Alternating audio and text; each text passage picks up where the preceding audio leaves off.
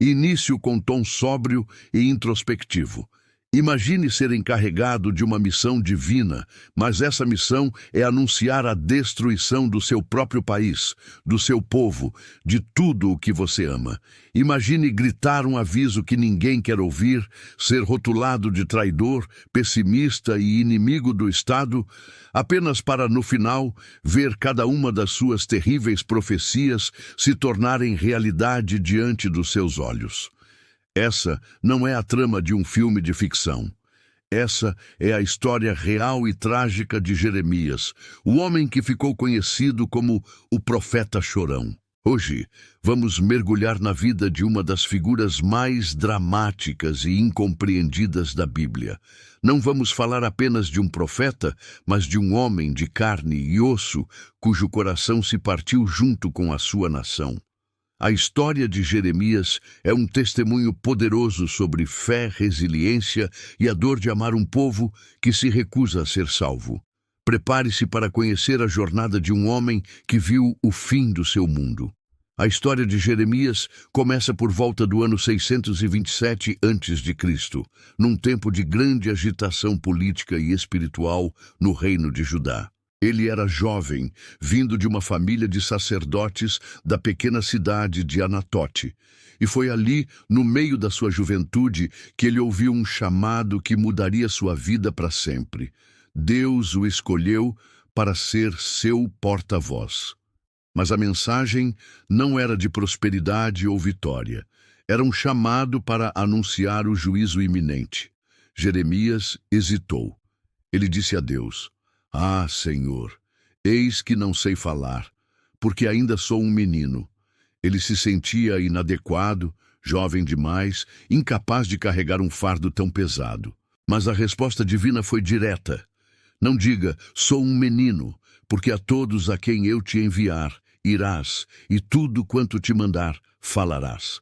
Não temas diante deles, porque eu sou contigo para te livrar." E com um toque simbólico, Deus pôs suas palavras na boca de Jeremias. A missão estava selada. A partir daquele momento, a vida pessoal de Jeremias acabaria e a sua existência se tornaria um eco da voz de Deus. Ele começou a pregar nas ruas de Jerusalém, nos portões da cidade e até mesmo no pátio do templo. Sua mensagem era um choque para uma nação que se sentia segura e protegida por Deus. Jeremias denunciava a corrupção, a idolatria desenfreada, a injustiça social e a falsa segurança que os líderes religiosos promoviam. Ele os acusava de transformar a casa de Deus num covil de ladrões. Ele falava de um inimigo que viria do norte, uma nação poderosa que seria o instrumento do castigo divino. Esse inimigo era o Império Babilônico, em plena ascensão. As pessoas ouviram? Não. Pelo contrário, a reação foi imediata e violenta. Jeremias foi desprezado, ridicularizado e odiado. Ele foi chamado de traidor por prever a vitória de um inimigo estrangeiro. Os sacerdotes, os falsos profetas e os oficiais do rei o viam como uma ameaça à segurança nacional. A sua própria família, em Anatote, conspirou para matá-lo. Ele foi preso, açoitado, jogado em poços de lama para morrer de fome e constantemente ameaçado de morte. Imagine o isolamento.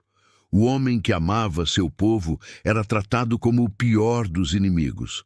Em seus momentos de maior angústia, Jeremias desabafava com Deus, em passagens que ficaram conhecidas como as suas confissões. Ele questionava: por que o caminho dos ímpios prospera? Ele amaldiçoou o dia em que nasceu, expressando uma dor tão profunda que é quase desconfortável de ler. Ele era um homem em conflito, dividido entre a sua obrigação divina e o seu sofrimento humano. É por isso que ele é o profeta chorão. Suas lágrimas não eram de fraqueza, mas de um coração partido por uma nação que ele amava e que corria de olhos fechados para o abismo. Ele chorava porque via o que ninguém mais queria ver. Por 40 anos, Jeremias pregou a mesma mensagem: arrependam-se ou enfrentem a destruição. Ele oferecia uma saída, a submissão à Babilônia, como forma de preservar a vida e a cidade. Mas para os ouvidos nacionalistas de Judá, isso soava como alta traição. Eles preferiram ouvir os falsos profetas que prometiam paz e vitória, que diziam que Deus jamais permitiria que Jerusalém e o seu templo fossem destruídos. Eles escolheram a ilusão confortável em vez da dura verdade. E então o ponto de virada chegou. O ponto sem retorno. O rei Nabucodonosor e o exército babilônico cercaram Jerusalém. O que antes era uma profecia distante, agora era uma realidade aterrorizante batendo nos portões da cidade. O cerco foi brutal. Durou meses, talvez anos. Dentro dos muros, a fome se tornou insuportável. As pessoas comiam qualquer coisa para sobreviver. A sociedade entrou em colapso. A esperança se transformou em desespero absoluto. E onde estava Jeremias durante tudo isso? Preso. Mesmo durante o cerco, os líderes de Judá o mantiveram aprisionado, acusando-o de enfraquecer o moral dos soldados. De dentro da sua prisão, ele podia ouvir os sons da guerra e o choro da fome. Ele podia sentir o cheiro da morte que se espalhava pela cidade. Tudo o que ele havia previsto por 4 décadas estava acontecendo.